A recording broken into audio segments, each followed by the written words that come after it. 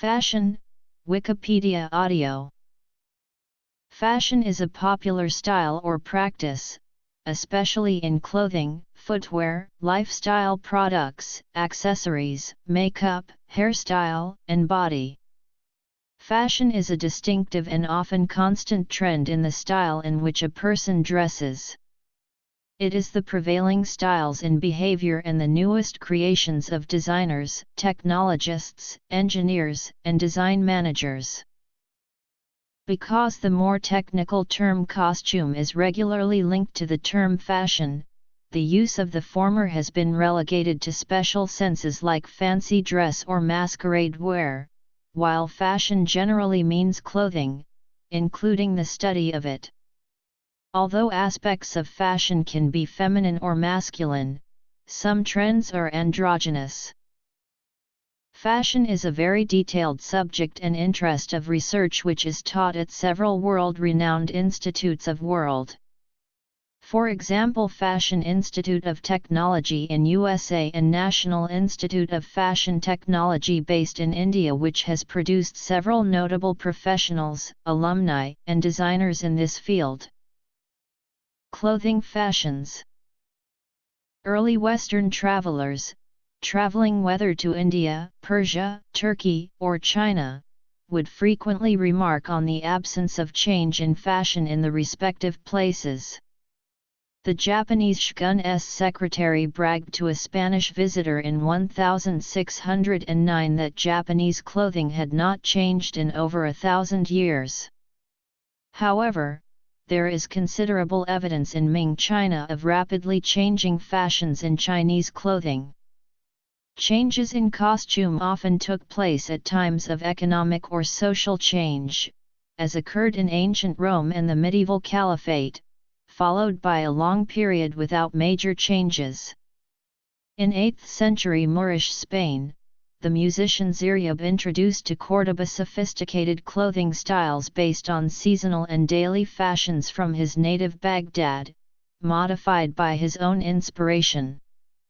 Similar changes in fashion occurred in the 11th century in the Middle East following the arrival of the Turks, who introduced clothing styles from Central Asia and the Far East.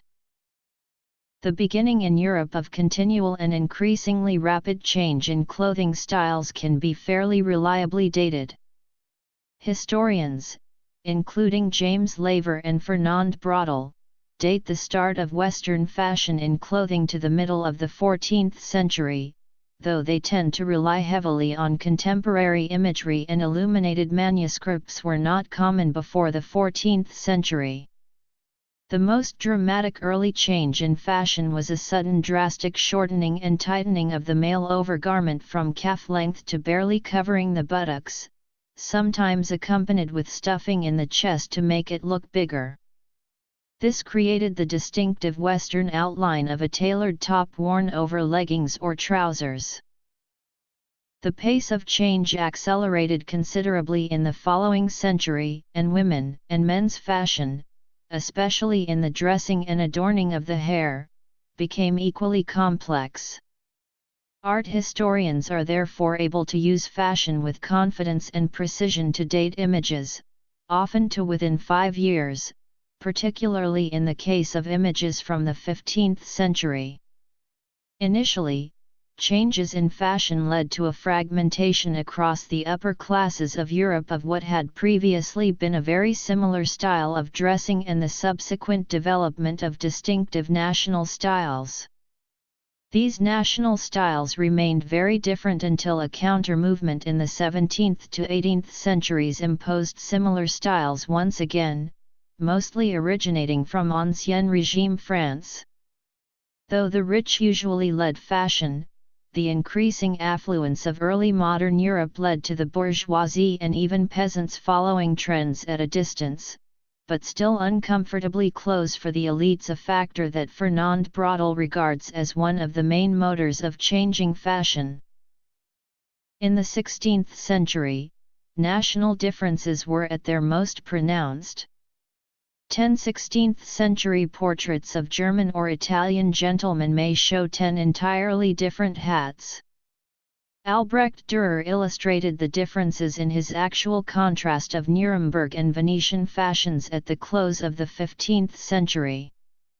The Spanish style of the late 16th century began the move back to synchronicity among upper-class Europeans, and after a struggle in the mid-17th century, French styles decisively took over leadership, a process completed in the 18th century. Though textile colors and patterns changed from year to year, the cut of a gentleman's coat and the length of his waistcoat, or the pattern to which a lady's dress was cut, changed more slowly. Men's fashions were largely derived from military models, and changes in a European male silhouette were galvanized in theaters of European war where gentlemen officers had opportunities to make notes of foreign styles such as the Steinkirk cravat or necktie. Though there had been distribution of dressed dolls from France since the 16th century and Abraham Bosse had produced engravings of fashion in the 1620s, the pace of change picked up in the 1780s with increased publication of French engravings illustrating the latest Paris styles. By 1800, all Western Europeans were dressing alike.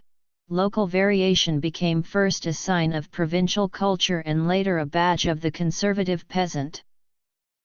Although tailors and dressmakers were no doubt responsible for many innovations, and the textile industry certainly led many trends, the history of fashion design is normally understood to date from 1858 when the English-born Charles Frederick Worth opened the first true haute couture house in Paris.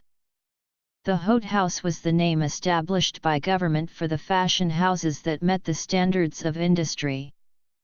These fashion houses have to adhere to standards such as keeping at least 20 employees engaged in making the clothes, showing 2 collections per year at fashion shows, and presenting a certain number of patterns to costumers. Since then, the idea of the fashion designer as a celebrity in his or her own right has become increasingly dominant. The idea of unisex dressing originated in the 1960s when designers such as Pierre Cardin and Rudi Gernreich created garments, such as stretch jersey tunics or leggings, meant to be worn by both males and females. The impact of unisex expands more broadly to encompass various themes in fashion including androgyny, mass-market retail, and conceptual clothing. The fashion trends of the 1970s, such as sheepskin jackets, flight jackets, duffel coats, and unstructured clothing influenced men to attend social gatherings without a tuxedo jacket and to accessorize in new ways. Some men's styles blended the sensuality and expressiveness despite the conservative trend. The growing gay rights movement and an emphasis on youth allowed for a new freedom to experiment with style. Fabrics such as wool crepe, which had previously been associated with women's attire, was used by designers when creating male clothing. The 4 major current fashion capitals are acknowledged to be Paris, Milan, New York City, and London, which are all headquarters to the greatest fashion companies and are renowned for their major influence on global fashion. Fashion weeks are held in these cities, where designers exhibit their new clothing collections to audiences. A succession of major designers such as Coco Chanel and Yves Saint Laurent have kept Paris as the center most watched by the rest of the world, although haute couture is now subsidized by the sale of ready-to-wear collections and perfume using the same branding. Fashion industry. Modern Westerners have a wide number of choices available in the selection of their clothes. What a person chooses to wear can reflect his or her personality or interests. When people who have high cultural status start to wear new or different clothes, a fashion trend may start. People who like or respect these people become influenced by their personal style and begin wearing similarly styled clothes. Fashions may vary considerably within a society according to age, social class, generation, occupation, and geography, and may also vary over time. If an older person dresses according to the fashion young people use, he or she may look ridiculous in the eyes of both young and older people. The terms fashionista and fashion victim refer to someone who slavishly follows current fashions. One can regard the system of sporting various fashions as a fashion language incorporating various fashion statements using a grammar of fashion. In recent years, Asian fashion has become increasingly significant in local and global markets. Countries such as China, Japan, India, and Pakistan have traditionally had large textile industries, which have often been drawn upon by Western designers, but now Asian clothing styles are also gaining influence based on their own ideas. The notion of global fashion industry is a product of the modern age. Actually, this industry is globalized before the age of Silk Route between India and China. Prior to the mid-19th century, most clothing was custom-made. It was handmade for individuals, either as home production or on order from dressmakers and tailors. By the beginning of the 20th century, with the rise of new technologies such as the sewing machine, the rise of global capitalism and the development of the factory system of production, and the proliferation of retail outlets such as department stores, clothing had increasingly come to be mass-produced in standard sizes and sold at fixed prices. Although the fashion industry developed first in Europe and America, as of 2017, it is an international and highly globalized industry, with clothing often designed in one country, manufactured in another, and sold worldwide. For example, an American fashion company might source fabric in China and have the clothes manufactured in Vietnam, finished in Italy, and shipped to a warehouse in the United States for distribution to retail outlets internationally. The fashion industry has long been one of the largest employers in the United States, and it remains so in the 21st century. However, U.S. employment declined considerably as production increasingly moved overseas, especially to China.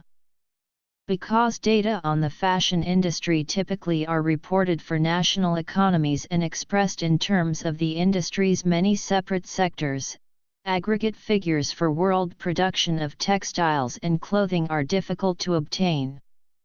However, by any measure, the clothing industry accounts for a significant share of world economic output. The fashion industry consists of 4 levels. These levels consist of many separate but interdependent sectors. These sectors are textile design and production, fashion design and manufacturing, fashion retailing, marketing and merchandising, fashion shows, and media and marketing. Each sector is devoted to the goal of satisfying consumer demand for apparel under conditions that enable participants in the industry to operate at a profit. Fashion trends are influenced by several factors including cinema celebrities, climate, creative explorations, political, economical, social and technological. Examining these factors is called a pest analysis. Fashion forecasters can use this information to help determine growth or decline of a particular trend. Fashion trends change daily. It cannot stay unchanged. Fashion trend. Political influences. Political culture plays a critical role in the fashion industry.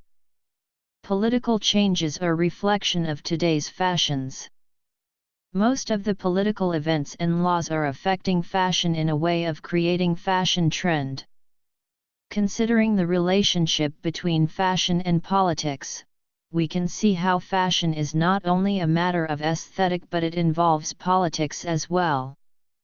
Within political references, we can see how fashion can change. Technology influences. Social influences. Economical influences. Circular economy. China's domestic spending.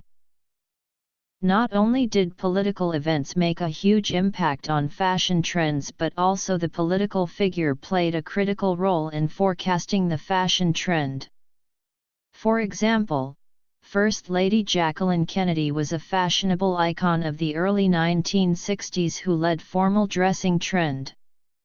By wearing a Chanel suit, a structural Givenchy shift dress or a soft-color Cassini coat with huge buttons, it created her elegant look and led a delicate trend. Furthermore, political revolution also made much impact on the fashion trend. For example, during the 1960s the economy had become wealthier, divorce rate was increasing and government approved the birth control pill. This revolution inspired younger generation to rebellion. In 1964, the leg-bearing miniskirt has become a major fashion trend of the 1960s.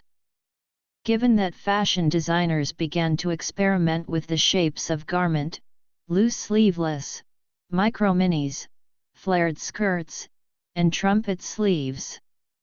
In this case, miniskirt trend became an icon of the 1960s. Moreover, political movement built an impressive relationship with fashion trend. For instance, during Vietnam War, the youth of America made a movement that affected the whole country. In the 1960s, the fashion trend was full of fluorescent colors, prints patterns, bell-bottom jeans, fringed vests, and skirt became a protest outfit of the 1960s. This trend was called hippie and it is still affecting current fashion trend. Consumers' needs. Technology plays a large role in most aspects of today's society. Technological influences are growing more apparent in the fashion industry. Advances and new developments are shaping and creating current and future trends. Developments such as wearable technology have become an important trend in fashion and will continue with advances such as clothing constructed with solar panels that charge devices and smart fabrics that enhance wearer comfort by changing color or texture based on environmental changes. The fashion industry is seeing how 3D printing technology has influenced designers such as Iris van Herpen and Kimberly Ovitz. These designers have been heavily experimenting and developing 3D printed couture pieces. As the technology grows, the 3D printers will become more accessible to designers and eventually consumers, which could potentially shape the fashion industry entirely. Internet technology such as online retailers and social media platforms have given way for trends to be identified, marketed, and sold immediately. Styles and trends are easily conveyed online to attract the trendsetters. Posts on Instagram or Facebook can easily increase awareness about new trends in fashion, which can create high demand for specific items or brands. New Buy Now button technology can link these styles with direct sales. Machine vision technology has been developed to track how fashions spread through society. The industry can now see the direct correlation on how fashion shows influence street chic outfits.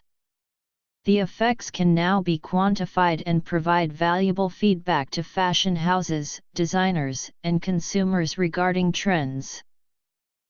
Military technology has played an important role in the fashion industry.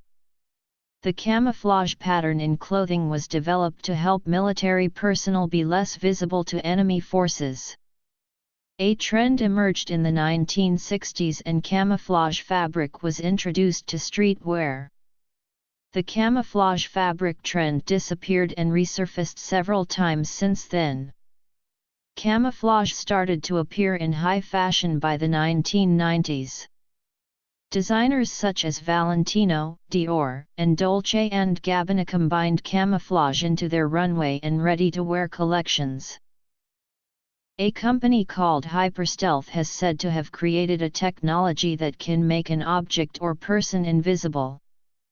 Quantum stealth is a light-bending technology and can mask thermal and infrared signs.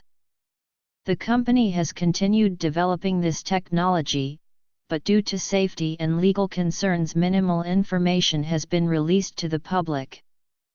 This technology will not be quickly introduced into the commercial market, but the company's other projects such as non-powered color-changing camouflage materials may be. Additional projects such as using interactive or intelligent technology sources that will be embedding into textiles will adjust to surroundings such as weather. As these developments proceed, consumers may see a more modern and technical way of wearing camouflage. Media. Fashion trend goes beyond the aesthetic values. It emerges as an expressive tool for designers to deliver their message about the society. With the influence of social media, celebrities, and bloggers, their voice are easily being heard and have impact on fashion and trend at any time. Fashion and music are inseparable. Prabal Gurung highlighted the importance of music to his shows, saying each season we want to tell a story for 10 minutes. The perfect harmony between clothes and music allows this. Music is a representation of fashion that expresses the abstract design concept into relatable harmony for viewers. Fashion relates to social and cultural context of an environment. According to Matika, elements of popular culture become fused when a person's trend is associated with a preference for a genre of music. Like music, news, or literature, fashion has been fused into everyday lives. Fashion is not only seen as pure aesthetic values, fashion is also a medium for performers to create an overall atmosphere and express their opinions altogether through music video. The latest music video formation by Beyoncé, according to Carlos, the pop star pays homage to her Creole root. Tracing the roots of the Louisiana cultural nerve center from the post-abolition era to present day, Beyoncé catalogues the evolution of the city's vibrant style and its tumultuous history all at once. Atop a New Orleans police car in a red and white Gucci high-collar dress and combat boots, she sits among the ruins of Hurricane Katrina, immediately implanting herself in the biggest national debate on police brutality and race relations in modern day. Public relations and social media. Runway show is a reflection of fashion trend and a designer's thought. For designer like Vivienne Westwood, runway show is a platform for her voice on politics and current events. For her AW15 menswear show, according to Water, where models with severely bruised faces channeled eco-warriors on a mission to save the planet. Another recent example is a staged feminist protest march for Chanel's SS15 show, rioting models chanting words of empowerment with signs like feminist but feminine and ladies first. According to Water, the show tapped into Chanel's long history of championing female independence. Founder Coco Chanel was a trailblazer for liberating the female body in the post-WWI era, introducing silhouettes that countered the restrictive corsets then in favor. As we undergo a global economic downturn, the spend now, think later belief is getting less relevant in our society. Today's consumer tends to be more mindful about consumption, looking for just enough and better, more durable options. People have also become more conscious of the impact their everyday consumption has on the environment and society. They're looking for ways to mediate their material desires with an aim to do more good in the world. A linear economy is slowly shifting to a circular one. Anthropological perspective. Intellectual property. Political activism. In today's linear economical system, manufacturers extract resources from the earth to make products that will soon be discarded in landfills. On the other hand, under the circular model, the production of goods operates like systems in nature, where the waste and demise of a substance becomes the food and source of growth for something new. Companies such as Mud Jeans, which is based in the Netherlands, employs a leasing scheme for jeans. This Dutch company represents a new consuming philosophy that is about using instead of owning, according to Mud's website. The concept also protects the company from volatile cotton prices. Consumers pay €7.50 a month for a pair of jeans. After a year, they can return the jeans to Mud, trade them for a new pair and start another year-long lease, or keep them. Mud is responsible for any repairs during the lease period. Another ethical fashion company, Patagonia, set up the first multi-seller branded store on eBay in order to facilitate second-hand sales. Consumers who take the Common Threads pledge can sell in this store and have their gear listed on Patagonia.com's used gear section. Consumption as a share of gross domestic product in China has fallen for 6 decades, from 76% in 1952 to 28% in 2011. China plans to reduce tariffs on a number of consumer goods and expand its 72-hour transit visa plan to more cities in an effort to stimulate domestic consumption. The announcement of import tax reductions follows changes in June 2015, when the government cut the tariffs on clothing, cosmetics, and various other goods by half.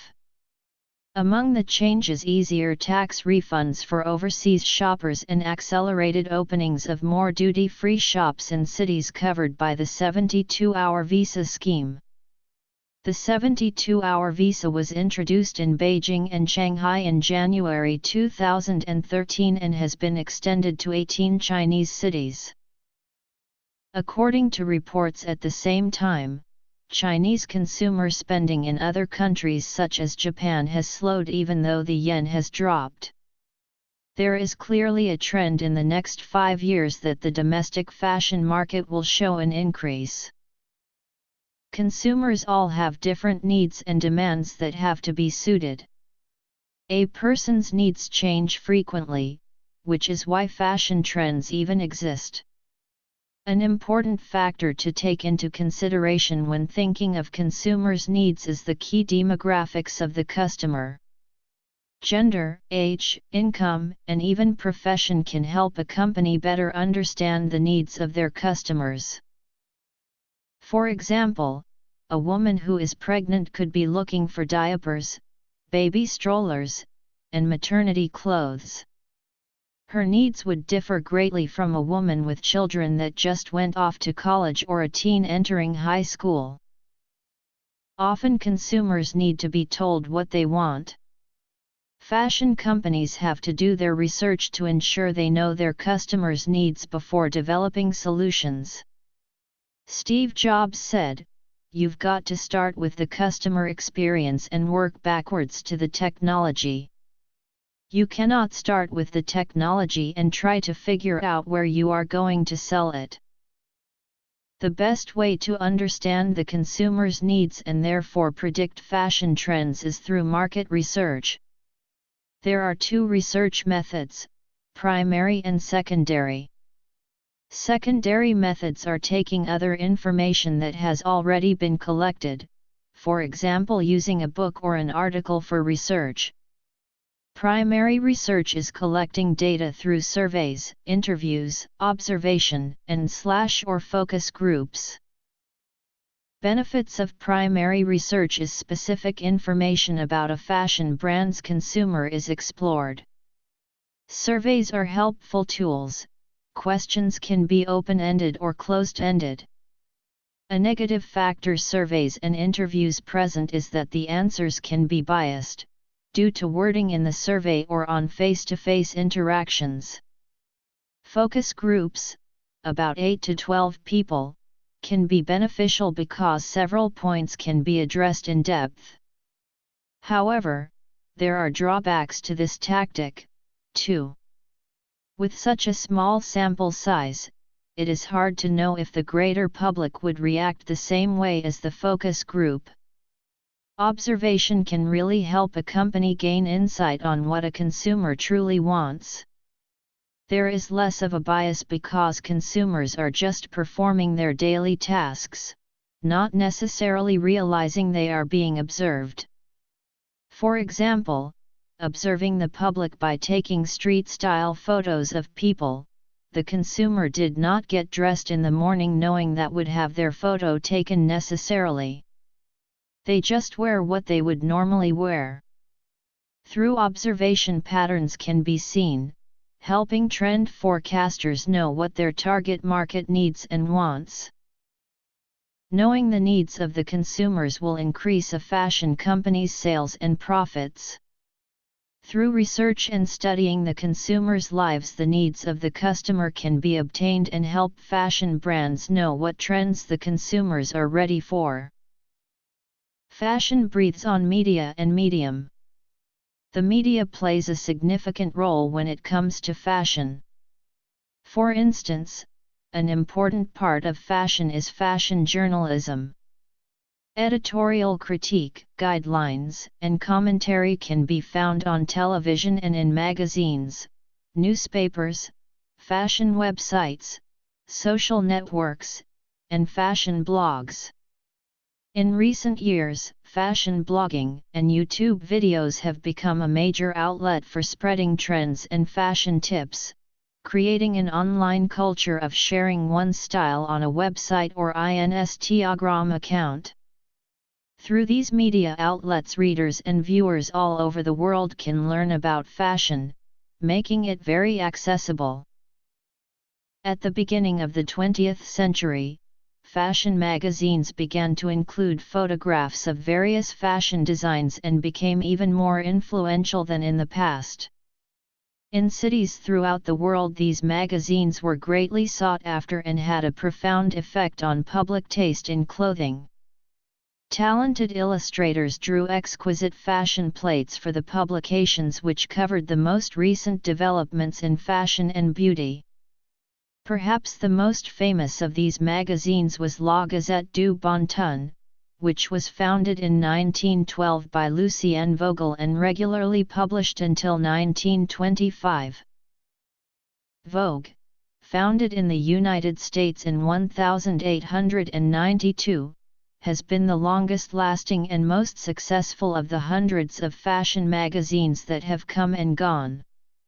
Increasing affluence after World War II and, most importantly, the advent of cheap color printing in the 1960s, led to a huge boost in its sales and heavy coverage of fashion in mainstream women's magazines, followed by men's magazines in the 1990s. One such example of Vogue's popularity is the younger version, Teen Vogue, which covers clothing and trends that are targeted more toward the fashionista on a budget.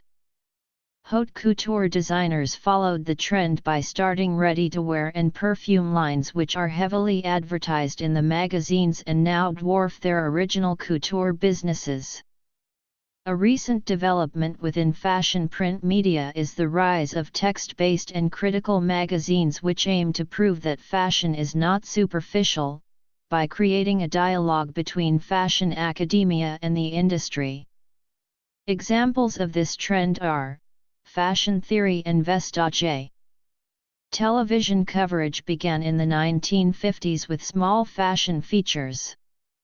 In the 1960s and 1970s, fashion segments on various entertainment shows became more frequent, and by the 1980s, dedicated fashion shows such as fashion television started to appear. Fashion TV was the pioneer in this undertaking and has since grown to become the leader in both fashion television and new media channels. A few days after the 2010 Fall Fashion Week in New York City came to a close, the New Islander's fashion editor, Genevieve Tax, criticized the fashion industry for running on a seasonal schedule of its own, largely at the expense of real-world consumers. Because designers release their fall collections in the spring and their spring collections in the fall, fashion magazines such as Vogue always and only look forward to the upcoming season, promoting parkas come September while issuing reviews on shorts in January, she writes. Savvy shoppers, consequently, have been conditioned to be extremely, perhaps impractically, far-sighted with their buying.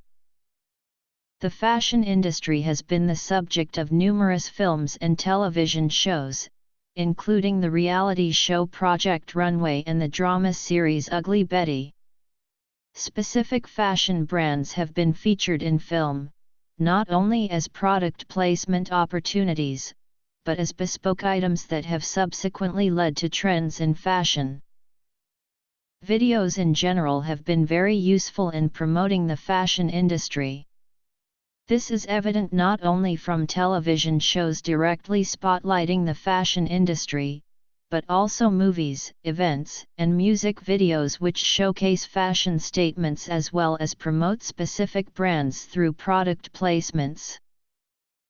Fashion public relations involves being in touch with a company's audiences and creating strong relationships with them, reaching out to media and initiating messages that project positive images of the company. Social media plays an important role in modern-day fashion public relations, enabling practitioners to reach a wide range of consumers through various platforms. Building brand awareness and credibility is a key implication of good public relations. In some cases, great hype is built about new designers' collections before they are released into the market, due to the immense exposure generated by practitioners. Social media, such as blogs, microblogs, podcasts, photo and video sharing sites have all become increasingly important to fashion public relations. The interactive nature of these platforms allows practitioners to engage and communicate with publics in real time, and tailor their clients' brand or campaign messages to the target audience. With blogging platforms such as Instagram, Tumblr, WordPress, and other sharing sites, bloggers have emerged as expert fashion commentators, shaping brands, and having a great impact on what is on trend. Women in the fashion public relations industry such as Sweaty Betty PR founder Roxy Jacenko and Oscar de la Renta's PR girl Erica Behrman, have acquired copious followers on their social media sites, by providing a brand identity and a behind-the-scenes look into the companies they work for. Social media is changing the way practitioners deliver messages, as they are concerned with the media, and also customer relationship building.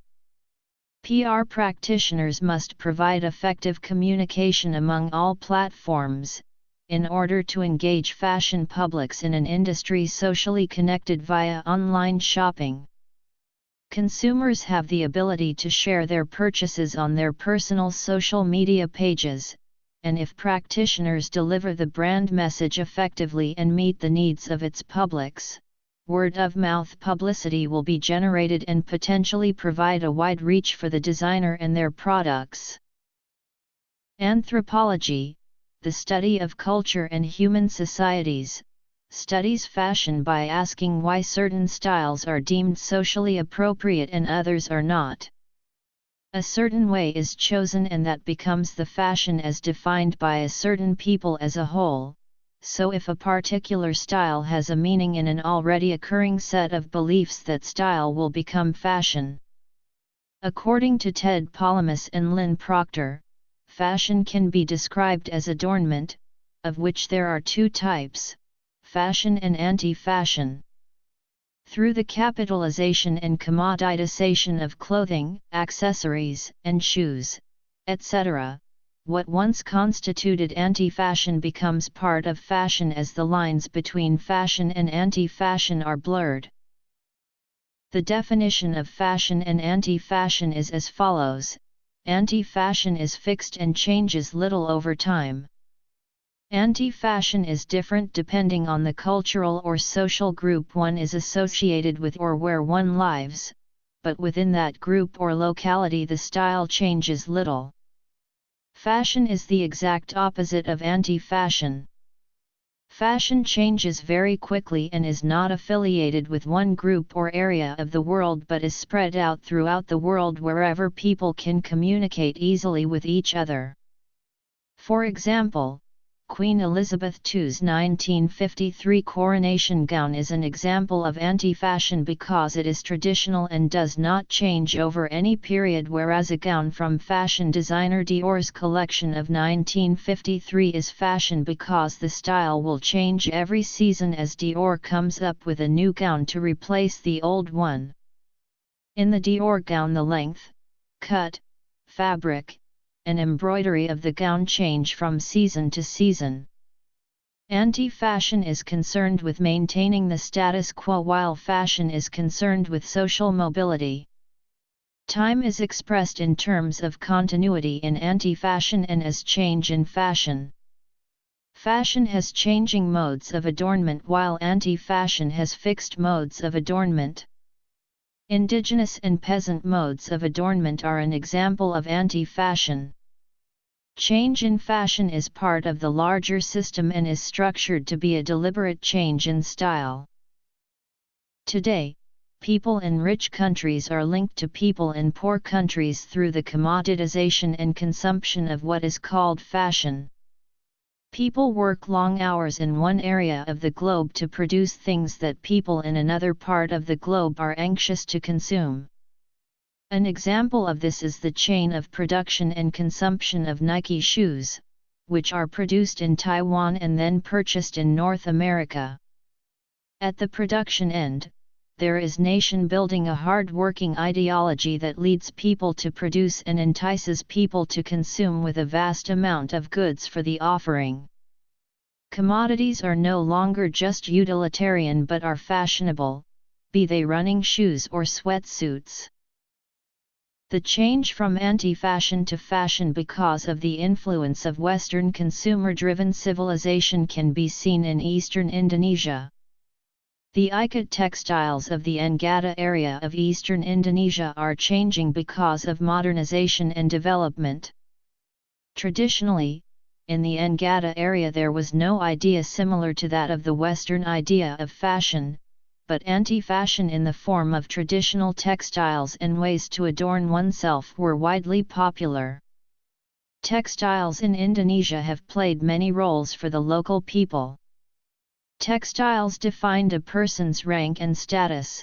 Certain textiles indicated being part of the ruling class. People expressed their ethnic identity and social hierarchy through textiles. Because some Indonesians bartered ikat textiles for food, the textiles constituted economic goods, and as some textile design motifs had spiritual religious meanings, textiles were also a way to communicate religious messages. In eastern Indonesia, both the production and use of traditional textiles have been transformed as the production, use, and value associated with textiles have changed due to modernization. In the past, women produced the textiles either for home consumption or to trade with others. Today, this has changed as most textiles are not being produced at home. Western goods are considered modern and are valued more than traditional goods, including the sarong, which retain a lingering association with colonialism. Now, sarongs are used only for rituals and ceremonial occasions, whereas Western clothes are worn to church or government offices. Civil servants working in urban areas are more likely than peasants to make the distinction between Western and traditional clothes. Following Indonesia's independence from the Dutch, people increasingly started buying factory-made shirts and sarongs. In textile-producing areas, the growing of cotton and production of naturally colored thread became obsolete. Traditional motifs on textiles are no longer considered the property of a certain social class or age group. Wives of government officials are promoting the use of traditional textiles in the form of Western garments such as skirts, vests, and blouses. This trend is also being followed by the general populace, and whoever can afford to hire a tailor is doing so to stitch traditional ikat textiles into Western clothes. Thus, traditional textiles are now fashion goods and are no longer confined to the black, white, and brown color palette but come in an array of colors. Traditional textiles are also being used in interior decorations and to make handbags, wallets, and other accessories, which are considered fashionable by civil servants and their families. There is also a booming tourist trade in the eastern Indonesian city of Kupang, where international as well as domestic tourists are eager to purchase traditionally printed Western goods. The use of traditional textiles for fashion is becoming big business in eastern Indonesia, but these traditional textiles are losing their ethnic identity markers and are being used as an item of fashion. In the fashion industry, intellectual property is not enforced as it is within the film industry and music industry. Robert Glariston, an intellectual property expert, mentioned in a fashion seminar held in LA that copyright law regarding clothing is a current hot-button issue in the industry. We often have to draw the line between designers being inspired by a design and those outright stealing it in different places. To take inspiration from others' designs contributes to the fashion industry's ability to establish clothing trends. For the past few years, WGSN has been a dominant source of fashion news and forecasts in encouraging fashion brands worldwide to be inspired by one another. Enticing consumers to buy clothing by establishing new trends is, some have argued, a key component of the industry's success. Intellectual property rules that interfere with this process of trend-making would, in this view, be counterproductive. On the other hand, it is often argued that the blatant theft of new ideas, unique designs, and design details by larger companies is what often contributes to the failure of many smaller or independent design companies. Since fakes are distinguishable by their poorer quality, there is still a demand for luxury goods, and as only a trademark or logo can be copyrighted, many fashion brands make this one of the most visible aspects of the garment or accessory. In handbags, especially, the designer's brand may be woven into the fabric from which the bag is made, making the brand an intrinsic element of the bag. In 2005, the World Intellectual Property Organization held a conference calling for stricter intellectual property enforcement within the fashion industry to better protect small and medium businesses and promote competitiveness within the textile and clothing industries. There has been great debate about politics' place in fashion, and traditionally, the fashion industry has maintained a rather apolitical stance. Considering the U.S. political climate in the surrounding months of the 2016 presidential election, during 2017 fashion weeks in London, Milan, New York, Paris, and Sao Paulo amongst others, many designers took the opportunity to take political stances, leveraging their platforms and influence to reach the masses. Aiming to amplify a greater message of unity, inclusion, diversity, and feminism in a fashion space, Mara Hoffman invited the founders of the Women's March on Washington to open her show, which featured modern silhouettes of utilitarian wear, described by critics as made for a modern warrior and clothing for those who still have work to do. Prabal Gurung debuted his collection of T-shirts featuring slogans such as "The future is female," "We will not be silenced," and "Nevertheless she persisted," with proceeds going to the ACLU, Planned Parenthood, and Gurung's own charity, Shiksha Foundation Nepal. Similarly, the Business of Fashion launched the Number Tied Together movement on social media, encouraging members of the industry from editors to models, to wear a white bandana, advocating for unity, solidarity, and inclusiveness during Fashion Week. Fashion may be used to promote a cause, such as to promote healthy behavior, to raise money for a cancer cure, or to raise money for local charities such as the Juvenile Protective Association or a children's hospice. One fashion cause is trashion, which is using trash to make clothes, jewelry, and other fashion items in order to promote awareness of pollution. There are a number of modern trashion artists such as Marina Debris, Anne Weiser, and Nancy Judd. Bibliography.